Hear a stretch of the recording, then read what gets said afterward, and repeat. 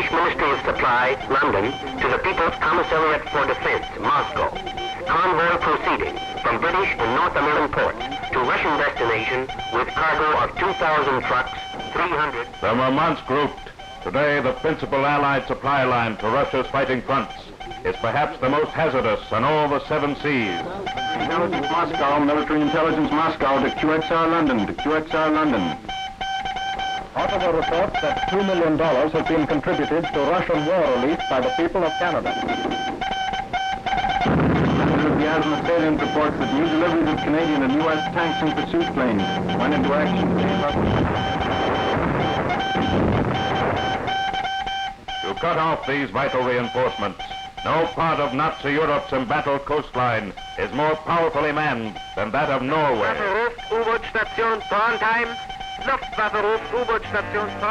The German battle fleet, clinging to the protection of Norway's hidden fjords, puts to sea only under a formidable umbrella of bombers and interceptors, only under the escort of big flotillas of destroyers and U-boats.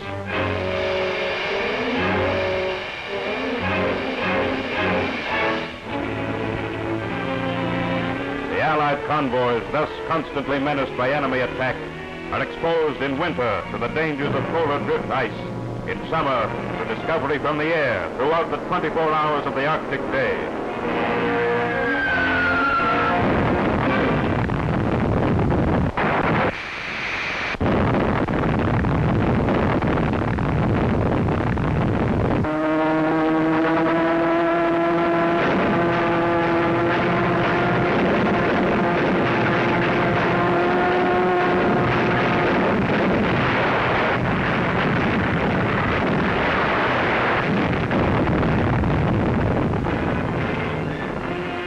But the merchantmen steam on round North Cape to Murmansk. Aboard them are many seamen who look to the day when the flags now flying from their mastheads will float again over a free Norway.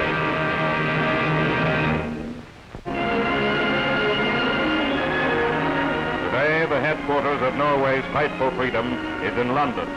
There, her armed forces keep alive the traditions of their homeland. Her children learn the customs which the Nazis have tried to stamp out. Her Navy and merchant marine, strengthened daily by the flow of new recruits escaping from Norway, holds its rank in the forefront of the United Nations.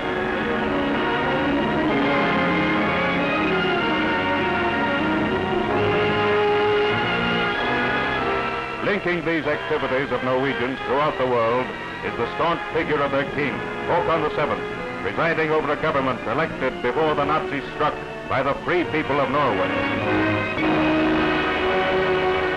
35 years ago, King Håkon came to rule over a Norway once more independent after long union with Sweden. This nation of the North would claim many bonds of kinship with Canada.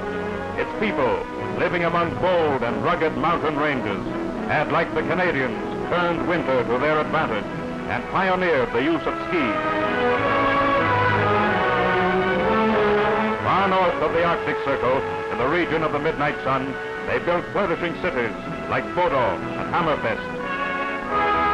On the high upland plateaus, as well as in the mountain valleys, they tilled their scant soil until agriculture became the most important of Norwegian industries. But the bulk of Norway's people lived in her coastal cities, seaports which opened to them a world horizon. Lumber, fisheries, and above all, shipping carried the name of Norway across the seas and brought a prosperity which was shared through growing measures of social security and stabilized employment.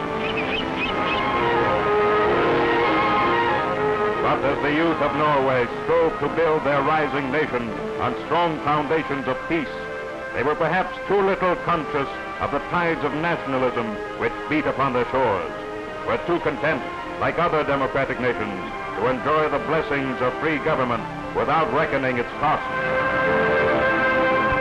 As they went about their business during March 1940, they did not heed the insignificant Norwegian politician who was closeted with Nazi leaders in Berlin. They scarcely even knew his name. But on April 9th, Vidkun Quisling gave the world a new name for traitor. On that fateful morning, a single German plane roared northward towards Oslo, forerunner of squadrons of troop transports, whose plan was to paralyze the capital city and demand a halt to all Norwegian resistance.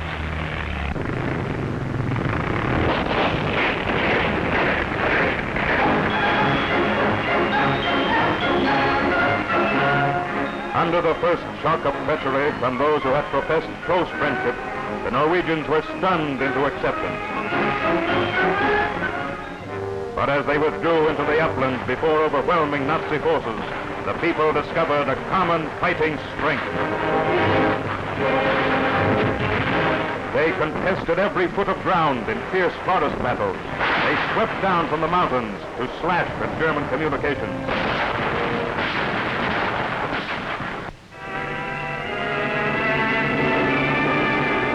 Today, after 3 years of occupation, Norway still speaks with a free voice. Her people still refuse to bow to Nazi commands, even at peril of their lives. From many a secret radio transmitter go out reports of Nazi defense activities, reports which in England are pieced together into a concerted plan of attack. And as the British attackers sweep in along the fjords, they are keeping faith with the brave people of Norway and renewing once again their promise of deliverance. And the Norwegians reply, willingly we will undergo any hardships brought to us by Allied invasion of our country. Throughout the length of Norway, every strategic bridge and power line is marked by the Norwegians for destruction, and every German on sentry duty goes in fear of his life.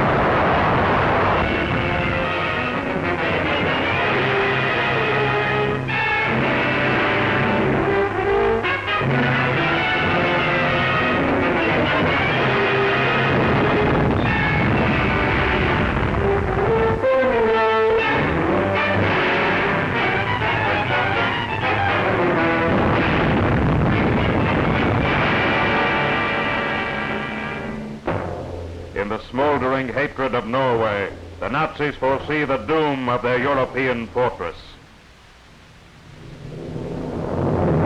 To training stations set in the broad Canadian landscape, there come in the comradeship of arms the soldiers and the airmen of a free Norway. They have braved incredible dangers. They have crossed the rough North Sea in fragile fishing smacks. They have journeyed to Canada, to Russia, and around the world. And Canadians paying tribute to these tall, blond men of Norway, now training in their midst, find expression of their faith in the words of President Roosevelt. If there is anyone who still wonders why this war is being fought, let him look to Norway. And if there is anyone who doubts the democratic will to win, again I say, let him look to Norway. He will find in fighting Norway, at once conquered and unconquerable, an answer to his questioning. So these two rising nations of the North, young in sovereignty, young in spirit, find in their common purpose of today the pledge of lasting friendship for tomorrow and for all time.